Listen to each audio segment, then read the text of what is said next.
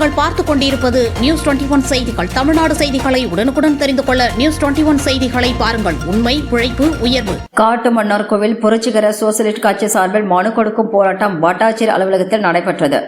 கடலூர் மாவட்டம் காட்டுமன்னார்கோவில் புரட்சிகர சோசலிஸ்ட் கட்சி தமிழ்நாடு கமிட்டி சார்பில் காட்டுமன்னார்கோவில் பேரூராட்சிக்கு உட்பட்ட உடையார்குடி PKR நகர் பகுதியில் உள்ள ஒரு பொதுப்பாதைக்கு வழங்கிய பட்டாவை ரத்து செய்ய வலியுறுத்தி காட்டுமன்னார்கோவில் வட்டாட்சியர் அலுவலகம் மற்றும் பேரூராட்சி சார் பதிவாளர் அதிகாரிகளை சந்தித்து மனு கொடுக்கும் போராட்டம் நடைபெற்றது. நிகழ்ச்சிக்கு புரட்சிகர சோசலிஸ்ட் கட்சியின் தமிழ்நாடு கமிட்டி மாநில செயலாளர் வெற்றிக்குமார் தலைமை தாங்கி வட்டாட்சியர் அலுவலகத்தில் ஊர்வலமாக சென்று வட்டாட்சியர் சிவகுமார் இடம் மனு கொடுத்தார். இந்த நிகழ்ச்சியில் மாநில குழு மைனர் முருகேசன், செந்தில்ராஜன், விவசாய சங்க தலைவர் ராஜசேகரன், கருணாகரன், நல்லூர் KP குமார் உள்ளிட்டோர் கலந்து கொண்டனர். நியூஸ் 21 செய்திகளுக்காக கடலூர் செய்தியாளர் முருகானந்தம்.